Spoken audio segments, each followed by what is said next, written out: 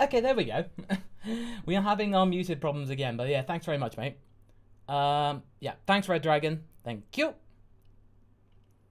Alright, just checking the chat. No, don't worry. We got it. I managed to turn it back on, so I'm just referring to the chat here, which I have on our screen. Okay, cool. Now, we did have a couple of people in the chat asking about what ifs that, you know, haven't been asked for or haven't been made yet.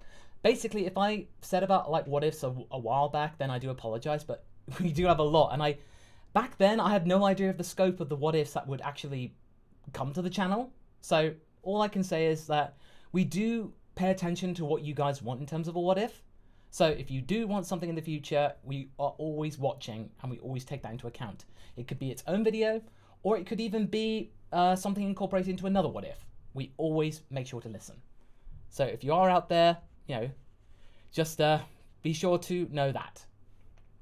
But all right. And just as I say that, I get a little bit of plastic stuck in my keyboard. Okay, let's go fish that out there. All right. Yes, because I know that was there were a couple of people asking that, and quite intensely so. But anyway, let's get on with things and explain why we're here. This is a Red Dragon. You are the only mod today. So, but I do appreciate you being here. That is very much good to know. Just let me know. I think the audio is okay. But we are here for as much time as I can do before we have to take Uffer out for a walk, our bearded collie. The What If Gine Went to Goku with Goku to Earth novelization by Megane-chan 720. I've done a couple of live streams before, and we are now off at chapter 18 of the story, and I will include a link to Megane's thing, so you can actually read along in your own time. Just so you know. So you can have a read in your own time. So I wish there was a way that you can actually pin specific messages, but oh well. If you would like, you could leave a super chat, basically, if you want to. And yeah, we could do some questions in between chapters, but either way, totally up to you. And Paparacha, show us your puppy. Well, unfortunately, you know how they say with puppies, you should always just, if there's a sleeping puppy, leave them alone. She sleeps a lot. Let's just say that she does sleep quite a bit, but I will be sure to spam loads of pictures because we're going on vacation in a COVID secure place later, and we will definitely make sure to take plenty of pictures down on the beach and make sure that we are social distancing and all that stuff. But a little quiet, I can move the microphone a little bit. Okay, right. Yeah, no, Gio, you know, she's really, really good. And we're looking forward to, hopefully, I'll even do like some dog showing. So we'll hopefully plan to do that. But anyway. All right, so let's get going. So we'll see how many things we can do again. Show us your puppy when she's awake. Adult dogs sleep 16 hours a day. Puppies sleep up to 20. Seriously. Like, most of the time, she is really, you know, really, really growing very quickly. She's doing really well, though. We just need to kind of, like, focus up and make sure she doesn't get, like, a bit... She's almost too friendly, if you know what I mean. Like, she's always, like, wanting to be everybody's friend. But anyway, let's continue on with chapter 18 of What If Gine Went with Goku to Earth, Megane-chan's novelization. And this is Do or Die. And hey, Karthu's in the chat. Hey, Karthu. Alright, okay. Oh, okay. Yamcha stepped forward confidently, bouncing back and forth on his toes in front of Nappa. I don't feel like I really got a chance to show my stuff in that last fight, he said. Let me soften him up for you guys. We're fighting together, Yamcha, Tien said firmly, stepping up behind him. None of us can take him on our own. Yamcha deflated somewhat, but nodded. Nappa grinned. All at once or one at a time. Doesn't make a difference to me, he laughed. Go ahead and do your little teamwork thing. See what that gets ya. Like we practiced, Kami said. looking at each of them in turn, and as a single unit, all 8 of them phased out of sight. Kami, Gohan, Krillin, and Chaozu took to the air, forming a rough circle above Nappa's head. The others ranged around him on the ground in a similar fashion. Chi-Chi some distance away behind cover, Gine directly in front of Nappa. "Oh dear," Vegeta called, sounding bored. "They have you surrounded." "Means it doesn't matter where I aim," Nappa replied gleefully. "Oh yes it does," Vegeta informed him sharply as Gine attacked. "You're not to harm the woman, remember?" At these words, Nappa froze, and Gine's jab landed on his jaw, twisting his head back with a loud crack.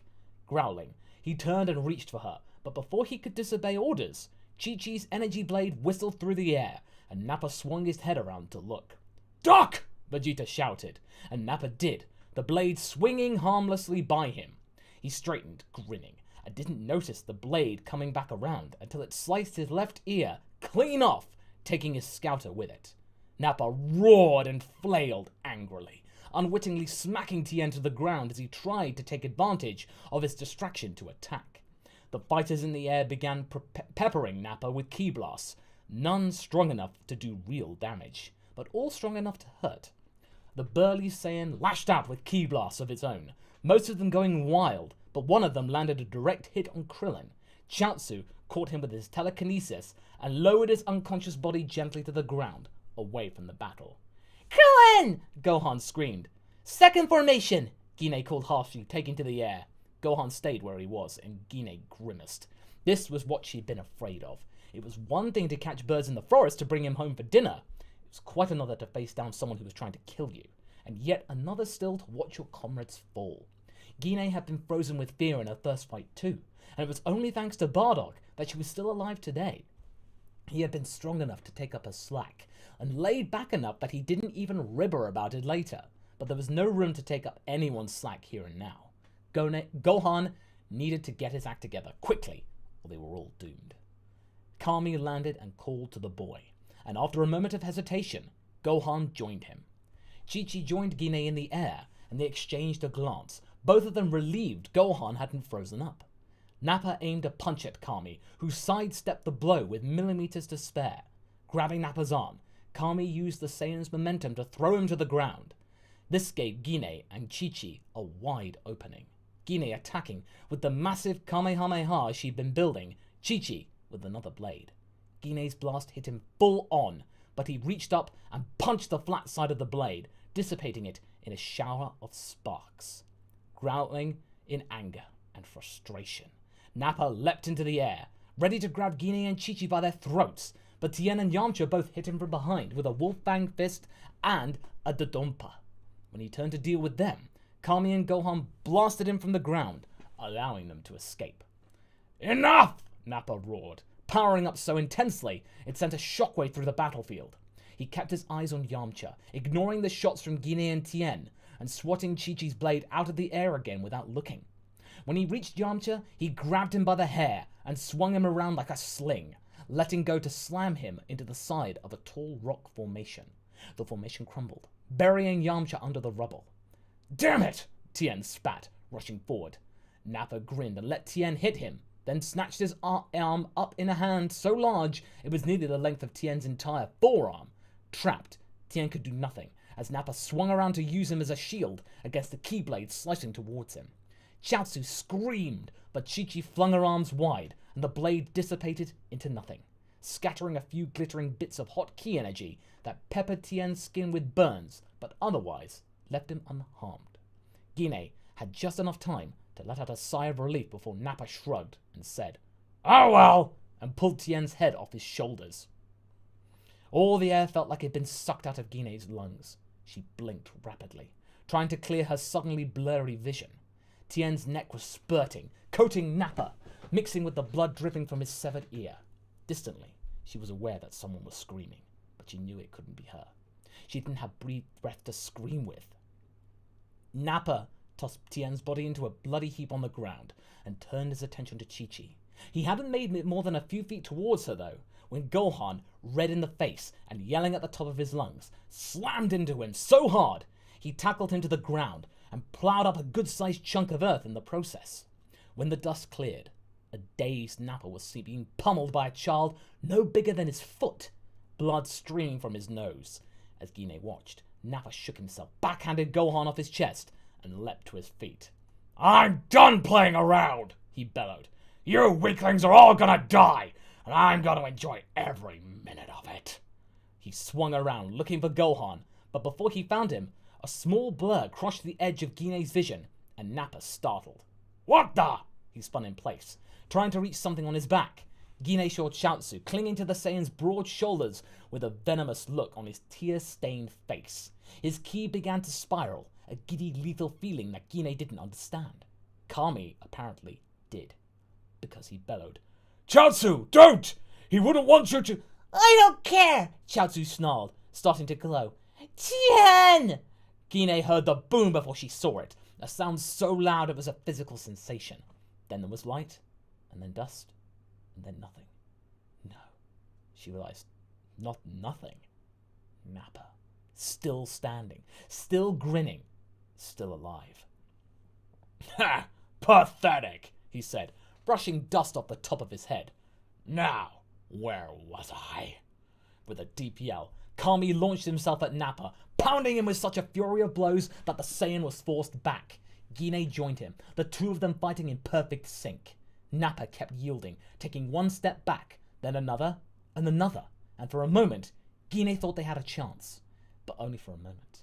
Suddenly, Gine felt something hard and gritty pressing on her cheek. She squinched up her face and felt sand enter her mouth. It was the ground. She was on the ground. Her head spun, and she pressed herself harder into the dirt, afraid for a moment that she was about to be flung off the surface of the planet and into space. What had happened? Slowly, the thick fog of pain parted enough that she could tell there was part of her face that hurt more than the rest of her. She had been struck. Nappa had punched her. That was what had happened. Gritting her teeth against the pain, Gine heaved herself to her feet. A trickle of blood ran down her forehead, and she swiped it away impatiently. She couldn't hear anything, couldn't see anyone, and slowly she looked around. Head still throbbing. To her left was the prince, standing calmly with his arms crossed, grinning at her. Snarling, she looked away from him and found Nappa crouched low. Was he hurt too? No. He was about to attack. But attack with what? Movement caught her eye, and she found Kami on Nappa's other side, picking himself slowly up off the ground, looking as battered and bloody as she felt. He was looking in the same direction Nappa was, and in the instant Gine saw him, he disappeared, facing forward too fast for her to follow. She looked where he'd been looking, and to her horror, found Gohan, face white with pain or fear, collapse on the ground, and Chi-Chi curled protectively around him. Before Gine could blink, or think, or move, Kami was there, arms spread wide, and Nappa's attack broke him around like water. Chi-Chi and Gohan were spared, the rushing air ruffling their hair and clothes, but no more. Kami wasn't so lucky. Clothes nearly burned away, body bruised and bleeding, teeth bared in triumph. Kami fell and did not get up again. Well, okay, that was the chapter 18. So we'll just take a little break. And, yeah, let's just see what people in the chat have to say. And, like, Red Dragon was Kami, sir. Why didn't you dodge? And Noemi Gravel, first time on live, just wanted to give a shout out at how amazing you are, and your channel is just so great. Oh, thanks, Noemi. Very much obliged. And Manifesto, did you know just how popular Gine's What If would get? Absolutely no idea. Absolutely no idea at all. And neither do I really have the expectation of it, to be honest. It's just something, you know, I hope to see, but I never assume. Because I like writing them with Haverock, and it's always good, a lot of good fun, I would definitely say. But, okay. Okay, everyone in the chat seems alright. Let's get moving with another drink to the next chapter. Okay. Yeah, Super Vegeta Gamer, honestly, I haven't actually read this beforehand, so this is a little bit dark, but I think people are like really like that. And Agio, I don't know about other novelization. I know there are a couple for Gine, and a couple of others, but I'm not sure specifically. Why have the Galactic Patrol put Saiyans on an endangered species list? Probably because they're actually nefarious and they have a bad reputation, so I don't think they're worth protecting in the eyes of the Galactic Patrol. I think that's the case. Because I know that Jarko had a negative feeling about them. Alright, okay. Chapter 19, 11th Hour. Like a sunset, Kami's body faded gradually from view, until all trace of him was completely gone.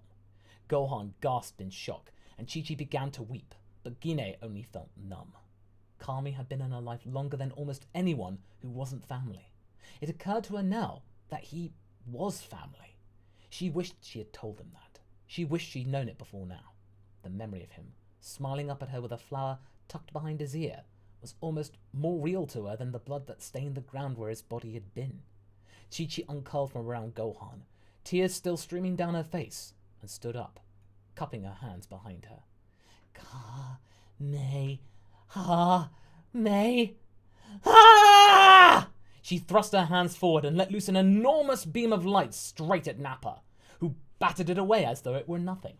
Gine threw herself at the other Saiyan, intending to tackle into the ground, but he brought his meaty fist down on her back. She slammed it into the ground, the impact knocking the wind out of her. Chi-Chi sent another keyblade towards Nappa's face, but he countered it with a key shot of his own, hitting her in the process and sending her flying. Nappa surveyed the three of them, all lying incapacitated onto the ground. Gine tried desperately to suck air into her unresponsive lungs, but she couldn't. Gohan was trying to stand, but something about one of his legs wasn't working right, and he kept falling down. Chi-Chi appeared to be completely unconscious. "Which one first?" Nappa mused to himself. He sounded calm, despite looking deranged with only one ear and his face covered. His eyes landed on Chi-Chi and lit up. "Ah, yes, the wildlife. Your brat's pretty strong, girlie. Too bad you have to die. No one marks me like that and gets away with it." He kicked Chi-Chi until she was lying flat on her back and put his massive foot on her head. Gohan screamed. Gine punched herself in the stomach, trying to get her diaphragm working again. When it didn't, she ignored the weakness in her legs and tried to get them to bear her weight, but she knew she would be too late. Nappa raised his leg high, ready to stomp it back down on Chi-Chi's skull, and Gine called up what little key she could muster into her palm, knowing it would accomplish nothing. Gine threw the tiny key ball. Nappa slammed his foot back down. The key ball scattered across his back like rainwater, so weak he didn't notice. His foot made contact, but Gine heard no crunch of bone or squelch of brain. Nappa's foot had broken only rock. Chi-Chi was nowhere to be seen. Nappa lifted his leg in surprise and looked at the bottom of his foot, as though the girl might be stuck to it. But Gine could feel where Chi-Chi was, and to her overwhelming joy, she could feel someone else with her. Kakarot. He made it. Nappa finally spotted his stolen prey and noticed the bright orange gi next to her, but faster than thought, Kakarot was gone. Gine saw him, and Chi-Chi reappear almost instantaneously next to Gohan, and then the three of them were gone again. She felt him move to Krillin, then Yamcha, and then the five of them were next to her, most of them balanced on Nimbus and all, but Kakarot looking worse for wear. Gine felt her diaphragm start working again, and she greedily sucked in air. "I only got one senzu bean," Kakarot said worriedly, "but you all look pretty bad." "It's nothing," Yamcha croaked. "Give it to Gohan." "No, give it to Mom," Gohan protested. Gine smiled but shook her head. "You should have it, sweetie," she said, feeling it herself, but also knowing it's what Chi-Chi would say. But Kakarot frowned. "I could split it in half," he said, doing so. He gave one half to Gohan and looked around at the others. "I don't need it," Gine said quickly, standing up. "I'm good," Yamcha said with difficulty, though Gine noticed he did not move to stand. "You should probably give it to your wife, dude." "What's she doing here anyway?" Kakarot said as he slipped the senzu bean delicately into Chi-Chi's mouth. "She's trained with us," Gohan informed him. Kakarot turned to stare at him in disbelief and missed Chi-Chi's eyes opening. "Kakarot!" she cried with joy, flinging her arms around him and tackling him to the ground. "You came back! I'm gonna kill you for leaving! I love you!" "I love you too," Kakarot said, lifting Chi-Chi by the waist and setting her to the side. "But I gotta take care of these guys real quick. You can kill me then, okay?" Real quick, he says. Nappa snorted. We got ourselves a confident one, Vegeta. Gine looked at Kakarot, really looked, and found that he had reason to be confident. He'd been strong before he left, but the person that stood up before now was like lightning on a leash. He could take out Nappa. He would be much more than an annoyance to the prince, but he was not stronger than him. Any battle they fought could only end one way, with the prince injured and humiliated, and Kakarot dead. And yet, surely Kakarot realized this too. But there he was, calmly ignoring the prince and his lackey, as though they were the annoyances. It gave Gine hope that Kakarot had something up his sleeve. Vegeta seemed to sense this too, because he didn't respond to Nappa's quip. He only watched Kakarot carefully. Did Tien and Chaozu not come? Kakarot asked. I would have thought they would have been here. He killed them, Gine said dully. She saw Gohan's lip tremble, and Chi-Chi's smile faded. Oh, Kakarot said faintly. Then he shook himself. Well, we can wish him back when all this is over. No, we can't, Gine said, her chest squeezing as she thought of it. Kami fought with us too, and now he's gone. All at once, the earth beneath their feet began to rumble. Gine looked in surprise to find Kakarot glaring murderously at Nappa, his energy rising to dizzying heights. Dust kicked up, and small pebbles rose in the air around him, the very earth responding to the force of Kakarot's anger. She heard a familiar beep and turned to find Vegeta checking Kakarot's power level with his scouter. What he saw made him frown. What the hell? Nappa demanded. Vegeta, what's his power level? Kakarot got a hold of himself, and the rocks fell to earth again. Vegeta took off his scouter and crushed it in his hand, lip curled in disgust. You don't want to know, he said. But Gohan, Kakarot said, his eyes still on Nappa. I need you to take your mom and the others and get as far away as you can. Yes, sir. Gohan slung Yamcha's arm over his shoulder, and Chi-Chi lifted Krillin in her arms. Give him hell, honey, Chi-Chi said savagely, before flying away. The second they were out of sight, Kakarot shot forward so fast, Gine lost track of him. Nappa did as well, and he looked as surprised as Gine felt when he gave a choking gasp and fell forward, landing heavily on the ground. Behind him was Kakarot, fist still extended. He lowered it and looked down at the groaning heap in front of him with pitiless eyes. I hope Calm and the others forgive me for not killing you, he said coldly. Nappa was twitching, breathing in short, shallow breaths, but he didn't get up. Gine looked closer and realized there was a fist-sized indentation in the middle of his spine. Kakarot's fury was a palpable thing, and it gave Gine chills. It quickly passed, though, as Kakarot met her eyes and grinned nervously. Sorry, Ma, he said sheepishly. I should have asked you if you wanted a turn. Vegeta, Nappa wheezed. Help me. Kakarot picked up Nappa by his armor and tossed him to Vegeta's feet. If you go now, I won't stop you, he said. The prince glanced down at his minion, like there was something on his shoe. After a moment, he took Nappa's hand. Thank you, Nappa sighed. But then Vegeta grinned nastily and flung him into the air, sending a ki blast after him that disintegrated him completely. Kakarot grunted in shock, his mouth falling open. Gine could not say she had expected it either.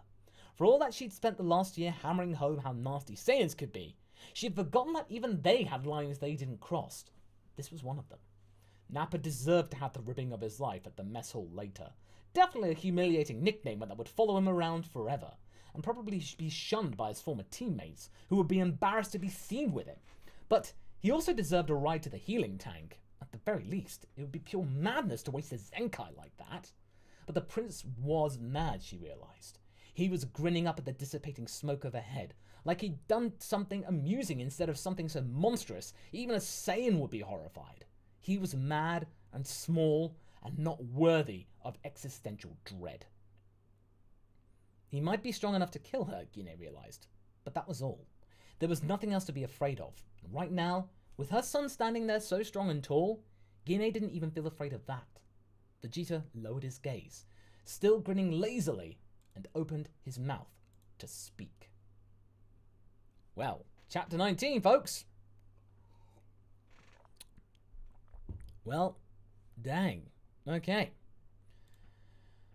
I've just got to check something real quick, and that's looking good. We're getting some basically it's the thumbnail art for future what ifs. So I'm just getting things all keyed up, ready to go before I head off on vacation in a couple of days. But you guys will still have videos, so for you, nothing really will change. But yeah, cool, got some fan art. Nice. Okay. Paparacha, are Saiyans an invasive species? Well, I think so. I do believe that's the case. And Paparacha, is this fanfic complete? Are we going to the end? It's not even close, to be honest. It's, I think, honestly, we're not even at Namek yet. So, we're going to see how far we can go, but there's 25 chapters currently, and we're about to start chapter 20. Thanks, Wolf. Very much obliged. Okay. Let me just check things out. Right. Everything's going well. Nice. Again, if you can, leave a super chat. That would be really fantastic. Thank you. And I'll also read them out in between chapters. We're going down to the West Country. Basically, we got a cottage, and we're making sure to social distance carefully. All right. Chapter 20. Kakarot and Kaioken. So, this is Kakarot, Vegeta smirked. Raditz undersold you quite a bit, you know.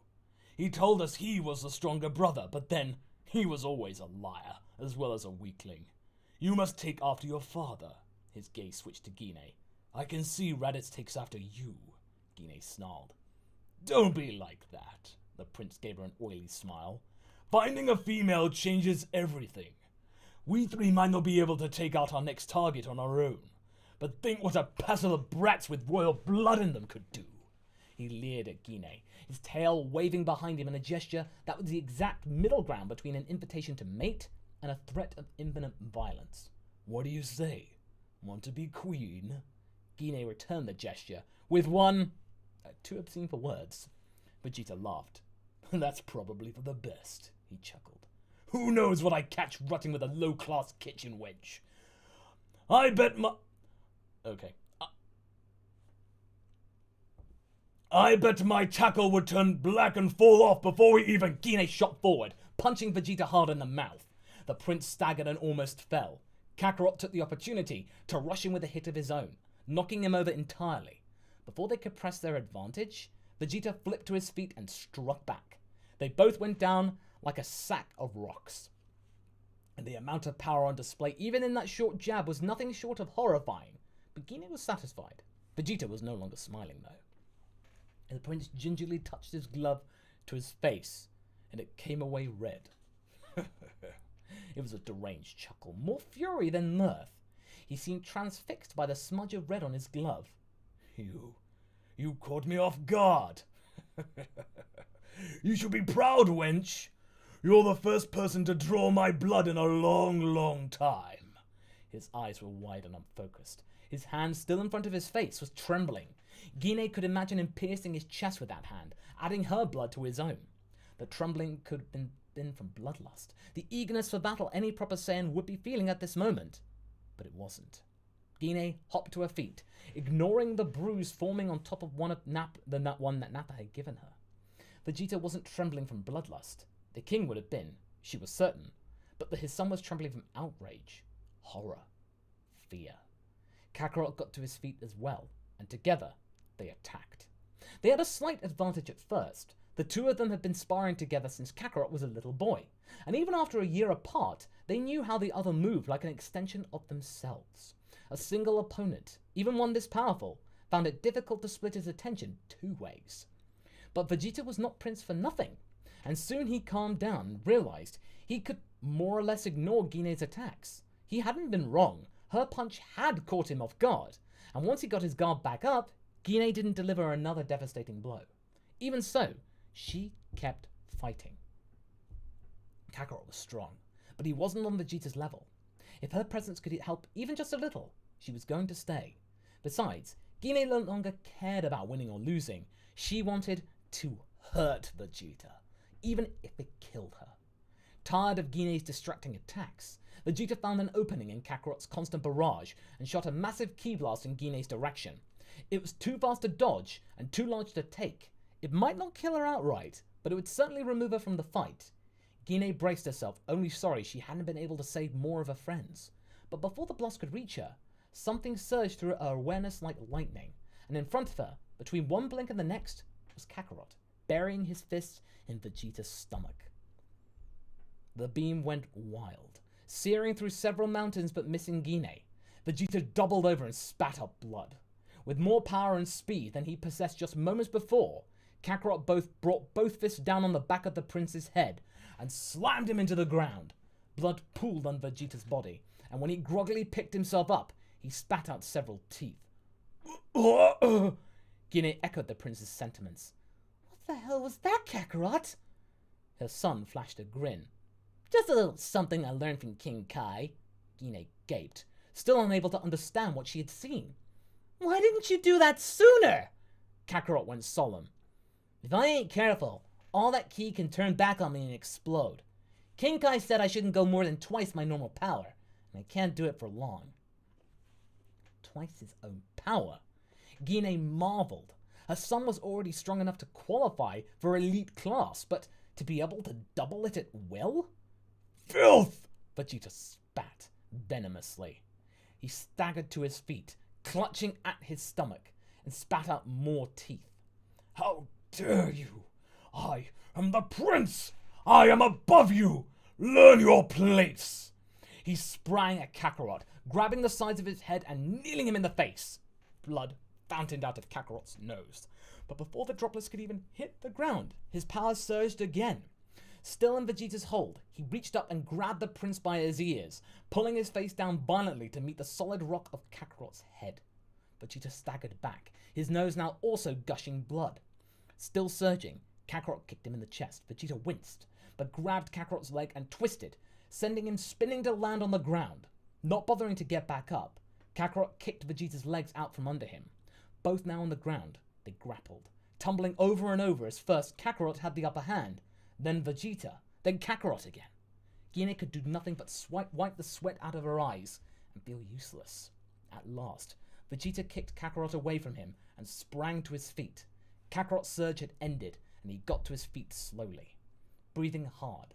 Both of them were covered in blood and bruises. They were an even match, leaning toward Kakarot's favor when he doubled his power.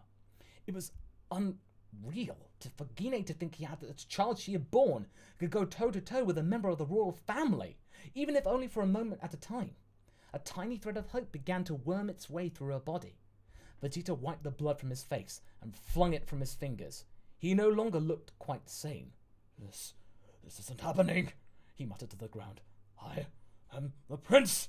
I'm the prince, damn you! He looked up and fixed Gine with a look of pure hate. If you really love this pathetic mudball that much, go ahead and die with it! With a growl, he launched himself into the air, bringing his hands together at his side. No! Gine screamed. Without waiting for Kakarot, she cupped her hands together and charged a Kamehameha. Useless though it was, she refused to do nothing while the second planet she called home was incinerated beneath her feet. Beside her, Kakarot charged a Kamehameha of his own, dwarfing hers. He surged, his power doubling once again, and out of the corner of her eye, Gine could see the sweat pouring down his face.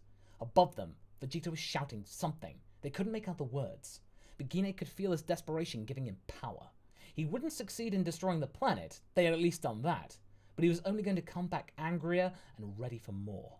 Somehow, Kakarot's power doubled again, and a stab of worry made Gine's ki falter for a moment. What had he said? His own ki might turn back on him and explode? And yet this added power was still not enough. Their attacks were pushing Vegeta back slowly, an inch at a time. A defeat, but a survivable one. Even still, Gine couldn't still bring herself to hope that Kakarot had more in him to give, not if it meant his death. Beside her, she heard Kakarot give a deep grunt and mutter through his teeth, Kaioken times 4!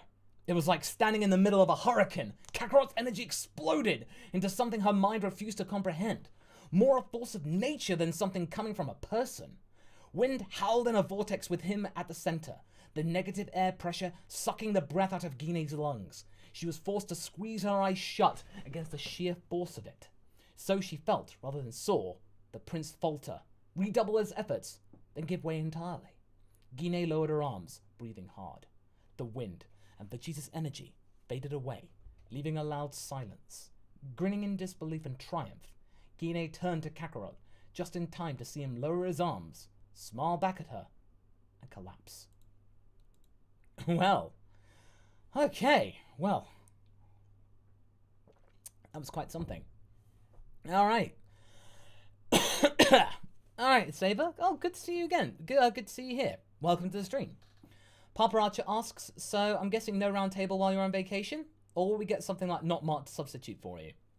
Not necessarily. It will just be moved to tomorrow. There'll be a round table. And then the next one will just be on Sunday the 9th. So we'll just have it on a Sunday, like we did last week. All right. Okay. Whew. Hope everyone's doing all right. And Female Goku, thank you very much for becoming a member.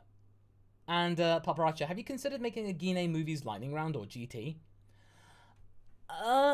Not really. I kind of feel like Gine can't really contribute much to a GT thing, so for now I think we're just not going to bother with it. And Jacob, thank you very much for loving the Iron Bomb what if, by the way. Okay. Right. Okay. We are now going on to chapter... Okay. Oh, thanks, Megane. It's good to see you here. It's always good fun. I've got this, there's this guy, Jason Buck. He does really cool storytelling about, like, Norse mythology. So I try and emulate him the best I can. So that's what I'm trying to do. Okay. Right. Maybe a Gine moving lightning round for Christmas. Maybe. We'll see, Red Dragon. Okay. Chapter 21. Reluctance and Recovery. While tending to Kakarot, he assured her he was only exhausted. Gine heard Vegeta's pod whir overhead and land a few miles away. She stood, watching the horizon intensely, but when it lifted into the air again, it headed straight up, taking its passenger back where he'd come from. We must have banged him up pretty good, Kakarot grinned where he lay on the ground. He'll be back, Gine said dully. Kakarot was resolute. Then we'll just have to train even more. Gine shook her head. Not me. This is as far as I go. The smile slipped off Kakarot's face. What do you mean?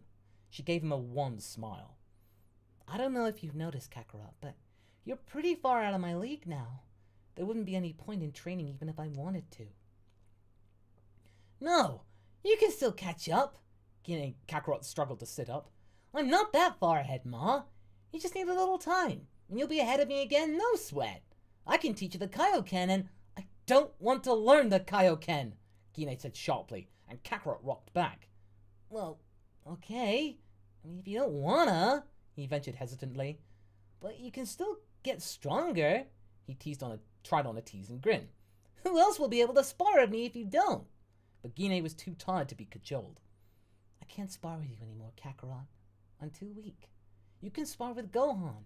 He's almost as strong as me already, and he's only 5.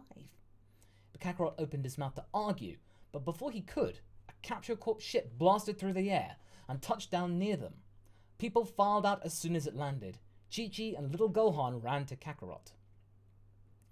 Fused fussing over him, and Grandpa Gohan followed, checking Gine for injuries and cleaning up the blood on her face. No one noticed Launch make her way from the ship to Tien's mangled body until she began howling. The sound shook Gine from her exhausted haze, and she limped over to the girl. Launch was kneeling on the ground next to Tien's head, teeth bared in grief, tears streaming down her cheeks. At Gine's touch, she sprang to her feet and brandished a gun. We gotta wish him back! She shouted. Where's the radar? I gotta start looking! She started for the ship, where Bulma was peeking her head out, but Gine caught her by the shoulders. Launch, I'm so sorry, she said, tears pricking her own eyes. Kami's dead. There aren't any Dragon Balls anymore. Launch froze. She stared unseeing into the middle distance. Gine almost wondered if she'd heard her. I'm so sorry, she said again, and she was not prepared for Launch to shove her away and begun running. Gine followed her for a few steps, but then Launch popped a capsule and climbed onto the motorcycle that emerged. She was out of sight in seconds, and Gine didn't have the heart to follow her. She'll be all right, Roshi said sadly when she returned. Gine shook her head and joined the others on the ship. The ride back to civilization was a somber one. Everyone staring blankly ahead from exhaustion and grief. Bulma took all of them to the hospital, though Chi-Chi and Gohan were of course in perfect health.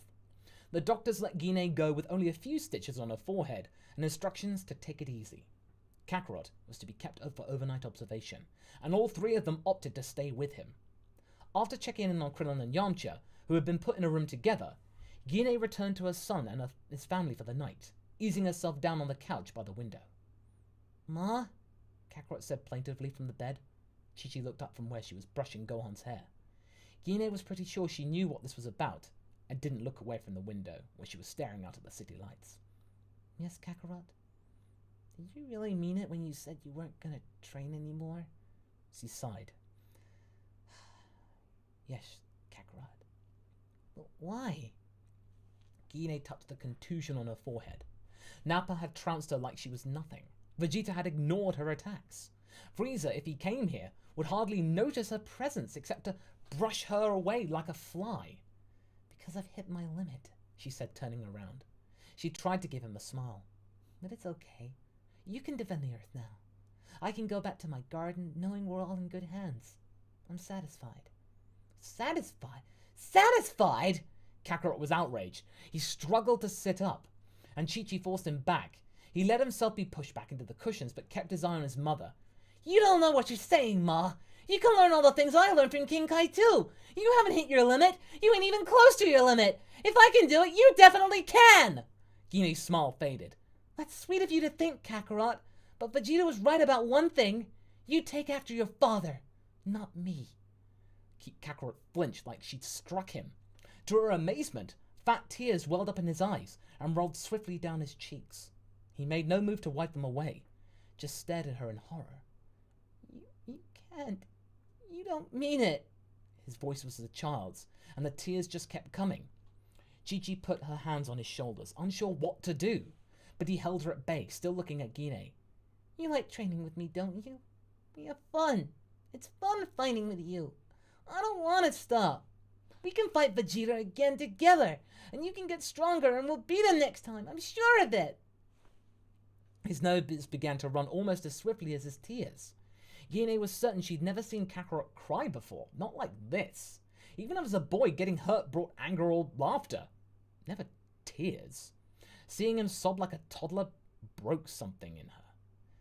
"Kakarot, that's enough!" Chi-Chi brandished her handkerchief, wiping her husband's face and instructing him to blow. "Imagine a full-grown man like you crying in front of your own son. Shame." Kakarot sniffed. He was still looking at Gine reproachfully, but he did stop crying. Chi-Chi folded the handkerchief and put it in Kakarot's shirt pocket. She was sitting on the bed next to him, and in the awkward silence she carefully folded her hands on her lap and looked Gine sternly in the eye. Now, Ma, what's this nonsense about you not training anymore? I ain't saying there's any excuse for Kakarot acting like a big baby about it, but he's got a point. You just got me back into training and now you're giving it up?" The combined force of Kakarot's open reproach and Chi-Chi's more veiled disapproval gave Gine an unpleasant jolt. She'd assumed her dislike of fighting was common knowledge. Why were they acting like she was doing something shocking? She glanced at Gohan and found him standing near his parents, blinking rapidly at her. His voice was plaintive. "Do you not want to train with us anymore, Grandma?" Gine was at a loss. She had spent the past year thinking of nothing but preparing for certain doom, and now that doom hadn't come to pass, she realized that year had had many happy moments too.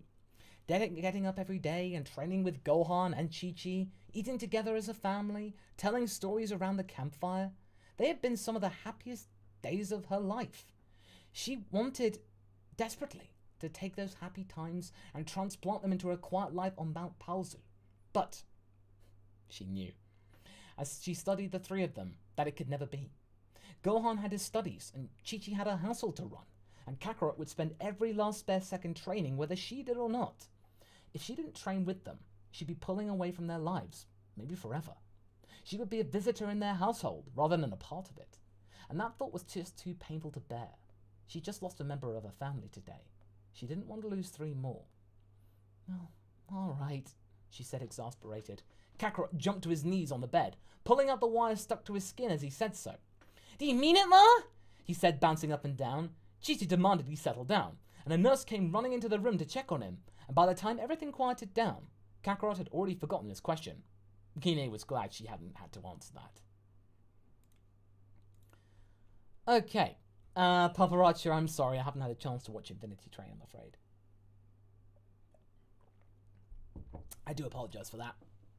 But again, if I get some time once Uffa's been able to calm down and I can leave her alone sometimes, I can actually try and catch up. Try and find where it's available in the UK. Foxhelm. Hey Masako, I'm thinking of doing a novelization of a combination of various of your what ifs and others. If you like it, will you read them here? Yeah, I'll certainly give them a read if you link to them. When I can, obviously. Okay. Okay.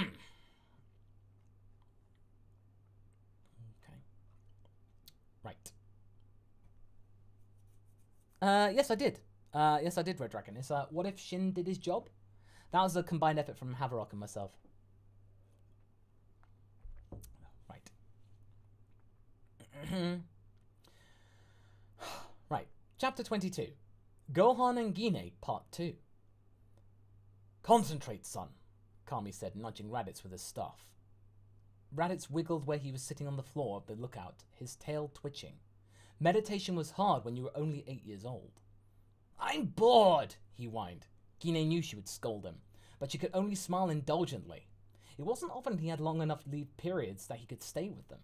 Kakarot fussed, and she picked him up, holding him to her breast. He suckled and quieted down. Think how much stronger you'll be once you finish, Gine told Raditz softly. You'll never have to leave us again. I know, he sung sullenly, and closed his eyes again. Gine resisted the urge to comb her fingers through his hair. It was tangled again, with bits of leaves and gravel clinging to it, but he hated to be fussed over. Kami smiled at her over Raditz's head, sensing her inner struggle. Somehow he always knew. I'll be here until he gets back, he said. Gine closed her eyes as well. She didn't know if he was talking about Raditz or Bardock. Still, knowing that he would be with her, that she wouldn't be alone no matter who left her, gave her peace. It was peaceful here, with her family around her. She felt quiet as the sky. Gine awoke with her pillow wet, but her eyes dry, heart and body heavy. She got up and splashed water on her face, trying to hold on to the piece of the dream. It slipped away the more she tried, leaving only sadness. She had spent the last week in something of a daze. Her time split between visiting Krillin, Yamcha and Kakarot in the hospital, and dozing around the cottage while her own body healed. This morning was the first time she felt truly awake since the battle, and she dressed and made her way to the kitchen. Good morning, Grandpa Gohan said cheerfully from where he stood over the cook fire. She grunted and sat down heavily at the table. The smell of sizzling sausage and steaming fresh rice made her stomach growl, but did nothing to lift her spirits. Will you go to the hospital again today? Oh, sorry, that's Grandpa Gohan. Will you go to the hospital again today? Gohan asked. Probably, Gine said. Really? Kakarot? Really? Krillin and Kakarot were discharged yesterday, and Yamcha had his own devoted visitor. I think you've punished yourself enough. If it weren't for me, no one would be in the hospital, Gine said bitterly. Or dead. Gohan looked over at her his shoulder for a long time, then took the sausage off the fire and walked over to Gine. He gathered her hands up in his, surprising her into looking him into the face. His eyes were wet. My dear, his voice trembled. You must let this go. What happened is not your fault. She started to argue, but he cut her off. Gine, you are like a daughter to me. Your pain is my own. You've already endured too much of it to add it to yourself.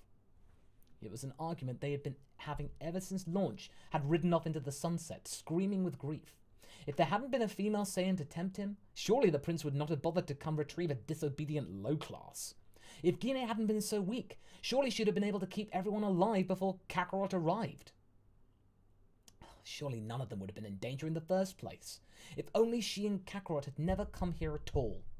Gohan continued to grip her hands with his larger, calloused ones, continued to look at her with affection and sorrow, and all of a sudden, Gine felt tears prick her own eyes. I couldn't protect them. Her voice was choked.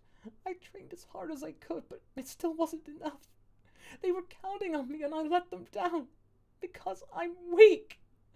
She wept, though she no longer knew who she wept for.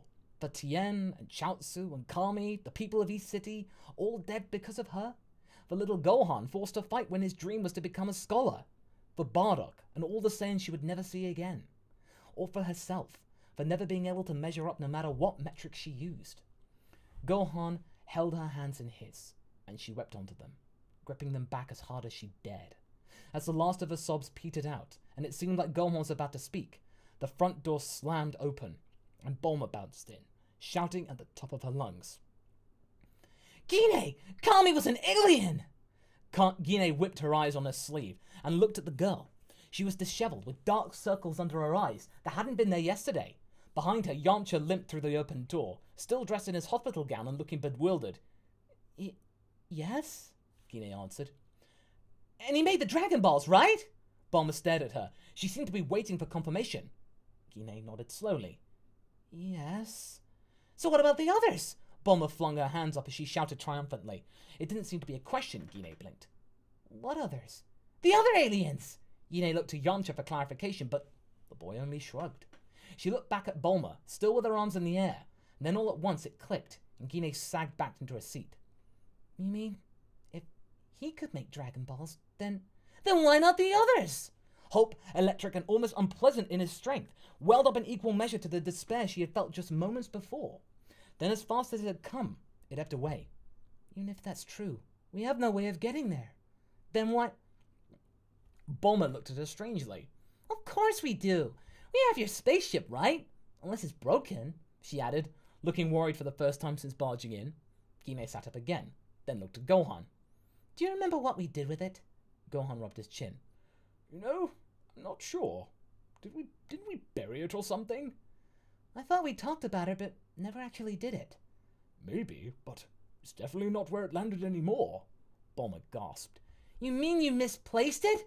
How do you misplace a spaceship? Gine stood, hope slowly filling her up again. Kakarot might remember. I know where we left it until he was a few years old. Then let's go ask him. Bulma bounded out of the house without a backwards glance. Gine slung Yamcha's arm over her shoulder, and together they followed her. I didn't think you were due to be discharged yet. Gine glanced sideways at Yamcha, who smiled sheepishly. I'm not, but I'm feeling a lot better. And Bulma didn't seem safe to drive. Around 2 a.m, she woke me up with this crazy idea, and insisted on coming out here right away. You drove like this? Gine tutted disapprovingly. You've got to take better care of yourself, Yamcha. Don't let Bulma run you ragged, you hear? Yamcha blushed and nodded. Yes, ma'am. When they reached Kakarot's home, Gine could hear Bulma already getting them up to speed, and when she entered Kakarot, took one mighty leap from where he was standing and landed in front of her. Ma, did you hear? We might be able to bring back Kami and the others. Gine nodded eagerly. Do you remember what we did with my ship? Kakarot shook his head, his face falling. Didn't you guys bury it? I'm pretty sure we didn't, Gine said. She remembered realizing they needed to do something with the pod a few years after her arrival, and she remembered talking the matter over with Gohan. They had definitely discussed burying it, but she was growing more positive they had decided on a different course of action. If there was a spot on the ground under which lay the last threads of her old life, Gine was sure she would avoid going near it. But there was no spot she disliked more than any other anywhere on the mountain. Yamcha slipped his arm off from Gine's shoulders and settled down gingerly on a nearby chair. Behind her, Grandpa Gohan entered the house, and little Gohan ran to him. You're kidding me, Bulma exclaimed. How do you lose a spaceship? Gine shrugged helplessly, and there was a pause as everyone mulled over the problem. Then little Gohan piped up. Grandma, you had a spaceship? She smiled at him where he was holding his great-grandpa's hand. Yup, that's how me and your daddy got here. Wow, Gohan breathed. Then he said, how did Mr. Kami get here? There was an electric moment during which no one moved. Then Gine's mouth dropped open, and Bulma actually shrieked. Holy crap, Gohan, you're right! Kami must have had a spaceship too. Where is it? Bulma tried to turn to Gine expectantly. Gine shrugged expansively. What makes you think I knew? No. Well, you lived it with him for 3 years. It had to have come up at some point. It had. exactly once. After training one day, Gine had asked how a Namekian came to be on Earth, expecting an interesting story, but Kami had only shaken his head and said he didn't remember. Gine had known him well enough by then not to press. He didn't like talking about it, she said. But who might know? Mr. Popo. He knew Kami better than anyone. Mr. who? But Kakarot was already halfway out the door. I'll go ask him. Gine was at his side and gripping him by the ear before anyone could blink. You're not going anywhere, she scolded. Your key is still messed up, remember? I'll go. Oh, no, Kakarot whined as she dragged him inside. I'm feeling lots better now. I flew around the house a couple of times this morning and it was fine. Is that what you were doing? Chi-Chi roared, taking Kakarot by the other ear. I've got half a mind to tie you to a chair, mister. What if your key stays messed up for good because you keep pushing it? Is this the example that you want to be setting for your son? Gine left Chi-Chi to it and headed outside. She was about to lift off when Bulma grabbed her arm. Take me with you, she ordered. If it's broken, I'm my best shot at fixing it. Gine nodded. She gathered Bulma in her arms, then lifted off and headed for the lookout. Popo knew. He knew exactly what they were talking about the moment they rushed there. Excited words fell out of their mouths. He took them to Yunzabit Heights and showed them a little house that wasn't a house. And when Jupiter, big and red, appeared outside the viewing window, Gine and Popo and Bulma all yelled and danced and cried together. Well, goodness. Champion of Justice saying, I love all the work you do. Aw, cheers, champion. Very much obliged. Okay. Let's just check the analytics. Alright, cool. Right. We are on to Chapter 23. Difficult discussions. Once Gine and Bulma returned to Mount Paozu and relayed the good news, the discussion immediately turned to who would make the journey to Namek. Once I make the repairs and put in a shower, Bulma said, I estimate we'll have room for about 5 or 6 people. Any more would just be too crowded. Well, I'm definitely going, Kakarot said eagerly. Chi-Chi smacked him. You definitely are not. What did I just got done saying? Kakarot rubbed his head. It's not like we'd be leaving tomorrow. I'll be back to normal by the time Bulma gets everything fixed up. I estimate about a week. Maybe 2 if things are worse than they seem under the hood, Bulma said distractedly, crossing her arms and pacing as she made mental calculations. You're not going to be better in 2 weeks, Chi-Chi scolded. If anything, you're worse now than you were when you got home. Kakarot geared up for another round of arguing, but Chi-Chi beat him to it. Me and Gohan will go. Kakarot's mouth clacked shut, and he goggled at his wife. You want to take Gohan to space? Chi-Chi nodded firmly. I can't very well leave him with you. You just let him slack off on his studies. But it wouldn't be right not to try and get Kami and the others back. They're our friends after all. I thought you didn't like Kami, Yamcha pointed out from where he was leaning over the back of the couch. Chi-Chi glared at him indignantly. What are you talking about? He saved our lives. We have to do everything we can to get him back. Why would you say such a thing? For shame! Yamcha wilted, and Gine stifled a smile. Bulma stopped her pacing. So that's 3, she said. Gine started to correct her, but Bulma kept going. And I guess I should go. I'm the only one who'll be able to fix anything if it breaks. I'll come with you, babe, Yamcha said firmly. Gine looked at him. Aren't you supposed to be in the hospital? Bulma waved a hand dismissively. He's due to be discharged in a day or 2. He'll be fine. Yamcha grinned, giving Gine the thumbs up. So that's 5, Bulma said. That's probably enough people. It's really not a very big... You've miscounted, Gine interrupted. That's only 4. Huh? Bulma frowned, then held up a hand and counted on her fingers. Me and Yamcha, Chi-Chi and Gohan and you. Well, that's 5. Nonplussed, Gine could only make the weakest of objections. But I never said I was going. Of course you're going! Bulma tossed her greasy hair out of his face. She still needed a shower, especially after the wilderness of Yunzabit Heights, but she no longer looked tired. You're the only one who knows anything about space. Gine shook her head. It was obvious now that she thought about it. Why shouldn't she go? But she knew she couldn't. Desperately, she tried to think of an excuse. I mean, yes, but... Well, like I told you, those coordinates in the ship's computer are in a total dead part of space. Nothing's gonna happen. You don't need me. Bulma looked unconvinced. Gine floundered.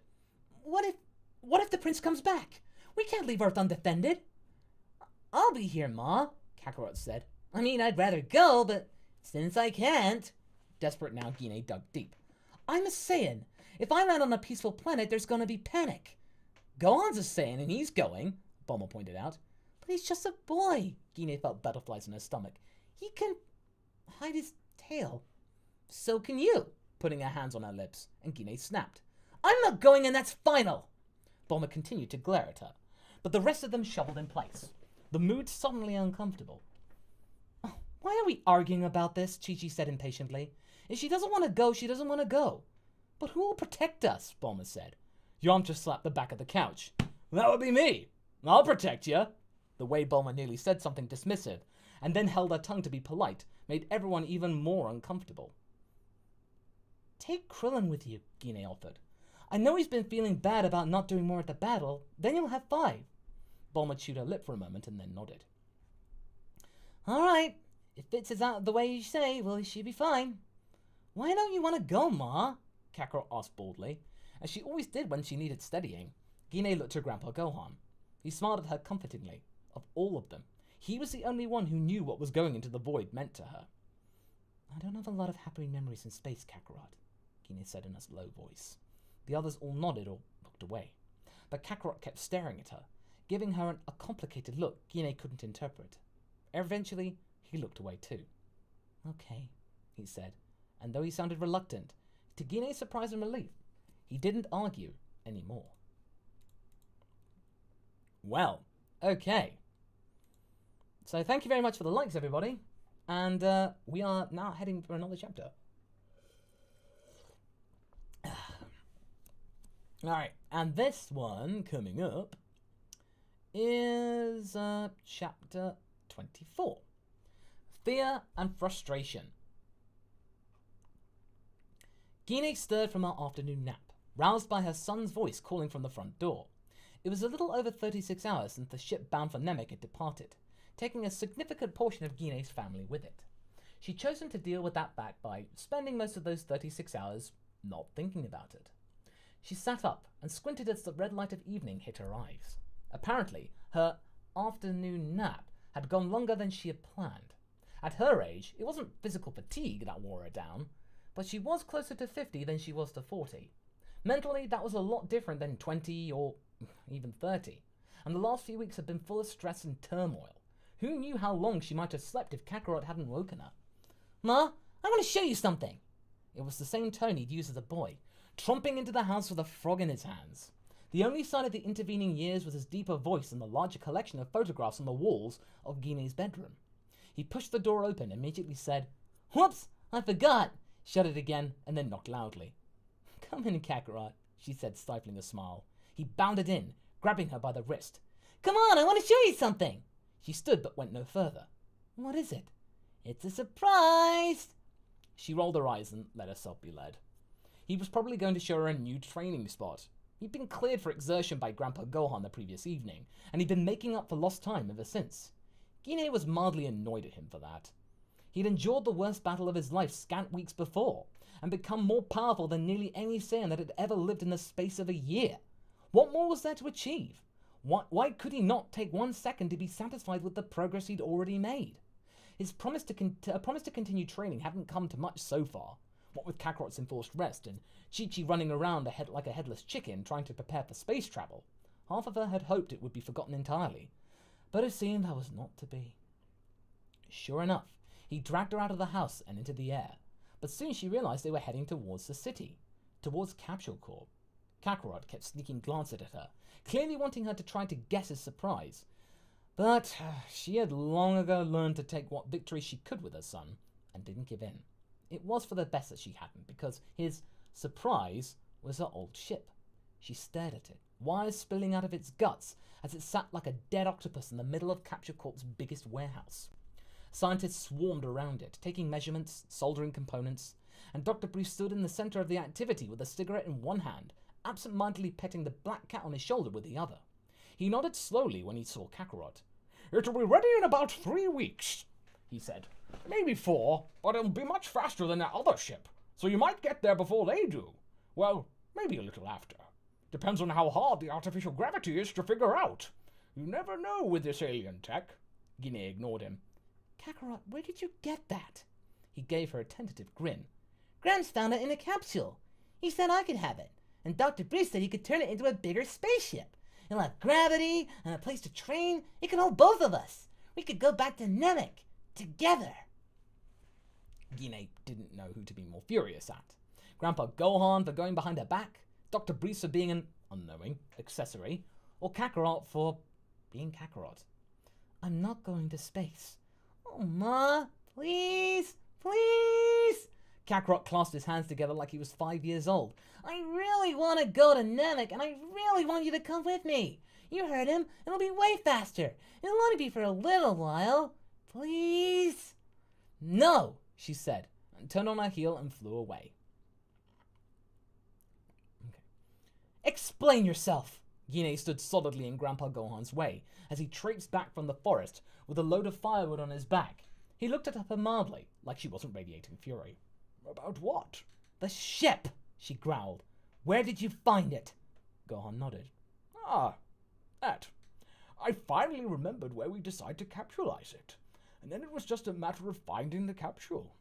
It took some doing, actually. We've been awfully behind on our New Year's cleaning, you know. Gine shook her head slowly, too angry for words. Gohan set down his load with a sigh. I knew you wouldn't want it, and I saw no reason why Kakarot shouldn't have it. You... Gine bit back a tirade. What were you thinking? You know I don't want to go. Why are you taking his side? She felt petulant and a little like crying, but she didn't care. Gohan understood her like no one ever had. He had to know what this was doing to her, so why was he doing it? Compassion softened his face, and he took her hand. My dear, I'm not taking sides. You both need this, more than either of you know. Gine shook her head vehemently. I don't need to go back there. I never want to go back there. Gohan spoke in that mild way of his that cut like a knife. Do you plan to remain afraid of your past for the rest of your life? Several emotions cycled through her, before finally settling on anger again. This isn't like with the prince. That was just a childhood insecurity. I'm over it now. Being afraid of Frieza is just... sense. If it's Frieza you're afraid of, then why did you let Chi-Chi and the others go alone? Caught by his logic, all she could do was bite her lip. He gripped her hand tighter, shaking it for emphasis. My dear, if you ever hope to be happy here, you must put your past to rest. I am. I have. Then why does the thought of that pod fill you with such dread? The other reason I didn't give you the capsule is because I feared you might do something rash with it and destroy it. It stung, but mostly because he was right. If he'd handed her the capsule and told her what was inside, she might have well crushed it before she could stop herself. And Kakarot needs this too, Gohan went on. Surely you have noticed his behavior. She had, but hadn't been at a loss what to attribute it to. He'd always been an independent child, more Saiyan-like than she'd ever been. But ever since the battle, he had taken to following her around, watching her like a hawk, and giving her complicated, pensive looks she had no idea how to interpret. You think if we go on a road trip together, it'll calm him down? Her tone was acerbic, but she wanted him to say yes. She wanted Kakarot, at least, to be the constant in her life he had always been, even if everything else around her was changing. Gohan studied her for a long time. You're his mother. What do you think? It was early the next morning. The sun was still an hour from rising, and fog lay thick around the little house in the woods. Gine wandered among the trees until she came to a waterfall, and sat beside it while the sun rose, thinking. Frieza would find her and kill her, or he wouldn't. Vegeta would turn and kill her, or he wouldn't. It wasn't them she was afraid of out in space. It was ghosts. Here on this green and blue world, surrounded by beings almost like her, she could pretend to belong. She had a place here, a routine and a family to fit herself into.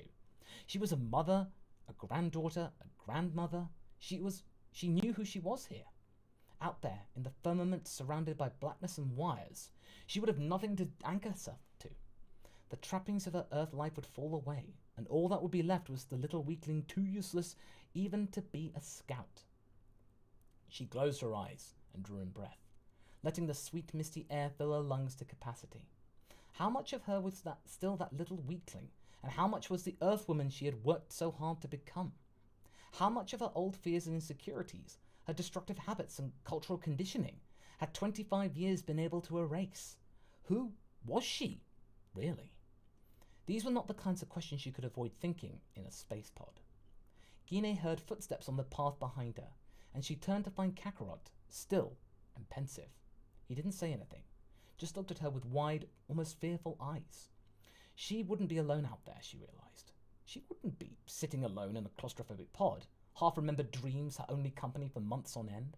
Her son would be with her, her son who apparently needed her. "All right," she said softly. "I'll go." All right. Cool. All right, Foxhelm. Don't worry. I've got myself some water.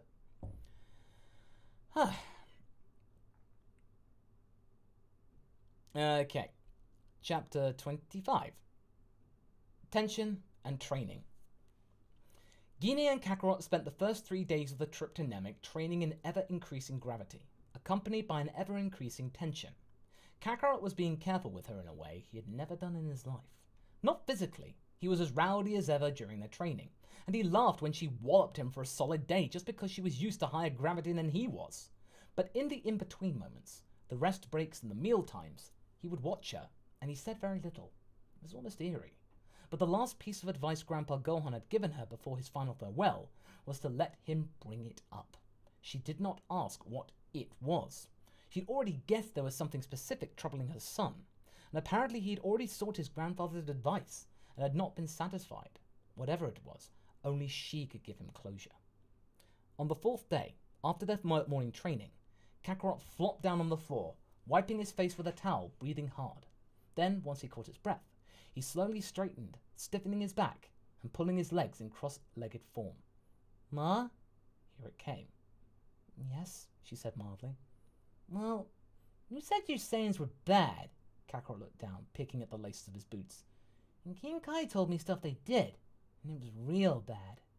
And so I was wondering, my pa, was he bad to you?" Gine hesitated, unsure how to answer. Bardock hadn't been a good partner by Earth standards. Heck, by Earth standards, he hadn't been a partner at all. But for a Saiyan, he'd been above average. And then it hit her what Kakarot was really asking, and she blanched. Oh, no. It wasn't like that. He was..." Gine was appalled. What a thing to be burdened with. Where had he gotten such an idea? From King Kai? According to Kakarot, King Kai was some sort of hammer-wielding cricket, or perhaps an ape, though he'd assured her he had seen no Saiyans during his stay in the world of the dead. But in his deluge of storytelling, Kakarot had never once mentioned King Kai telling tales. Did a god who led 10,000 miles from anywhere even know anything about Saiyans? Kakarot bit his lip, and Gine pulled her mind back to the problem at hand. How to make him understand. Her coupling with Bardock had been mutual. Most Saiyan couplings were. Saiyans enjoyed a challenge, and for most of them, someone weak enough to coerce would have been too unappealing to bother with. But to say Bardock had been good to her would to be vastly misrepresent what they had been to each other. "He saved my life," he said, partly to stall for time. "A lot." Kakarot brightened. "Really?"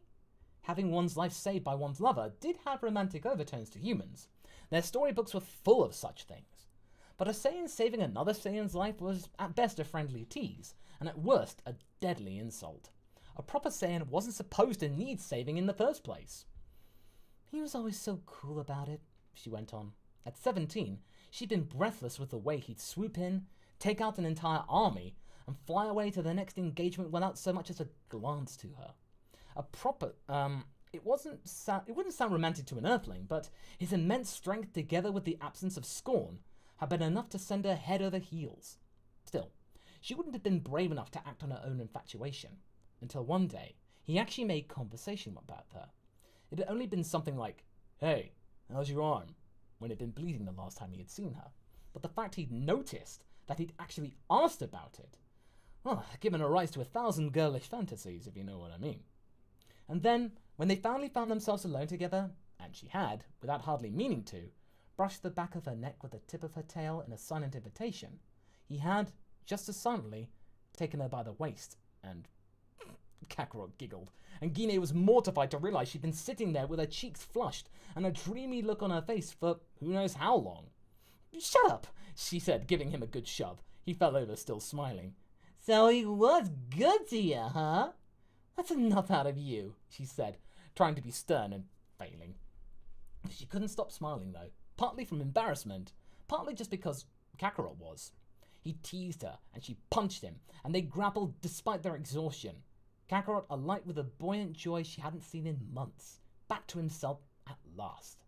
That night, Gine lay awake thinking of her other encounter with Bardock. She hadn't seen them in years, and she'd been prepping meat in the mess hall when he came sauntering into the kitchen, ignoring the head cook's stammering pleas for him to leave. "Hey, Gine," he said, like they'd seen each other yesterday. "Come on, let's go do something. The others all took a mission while I was in the tank, and they're already on their way back, so I have nothing to do." Gine was a little older, a little wiser, a little more beat down by life, but she found herself just as tongue-tied as she'd been at 17. Come on, we can go cloud hopping." It was blatant slang for what he really wanted to do, and Gine blushed. I'm working," she stammered. "My boss," and she glanced at the bright yellow being, who daily threatened to fire her despite his best worker. Bardock snorted. "What's he gonna do? Kill ya? You're a Saiyan." He made a fist. "He gives you trouble? Just remind him of it." She'd gone with him. What else could she have done? "You're a Saiyan." They were perhaps the kindest words anyone had ever said to her. Lying awake on her way to Namek, Gine did not think about what Bardock had said a few months later when she told him she was pregnant. Maybe this one won't be such a failure. Author's note. "You said you'd do it." "Oh, yes, sir. But Masako, you said you'd do a Gine Bardock relationship video and you never did. Unsubscribe." And that was Winky Face. That was author's note from McGarney. Alright, there we go. And you know what? I think I probably might do that. I'll take my Surface with me and I'll see if I can write a script. We'll probably do some courting Gine Bardock perhaps. Yeah, we'll see. But yeah. Saber, my voice is doing alright. And we are actually at the end of the stream. So that actually went by really quickly. So that's good to see. But anyway. So I hope everyone is doing alright. And yeah, I hope you enjoyed chapters 18 through 25. That was really, really, really good. So I think the next thing that we can do is just wait for a few more chapters to come out and we can do this again. All right. And it was a shame that Begani had to kind of go to work at the last minute, but yeah. Okay. I think all that remains to be said is I think we're probably going to end the stream right there and then because we really need to go and take Uffer out for a walk. Yeah, ironically ending the stream around the time it was originally scheduled to begin. I know, right? But either way, I think it's time to call it a day. But I hope you're all guys having a good day and look forward to the roundtable coming up tomorrow. Get your what ifs ready and we shall see you again soon. Okay, take care and I hope you enjoyed. Bye.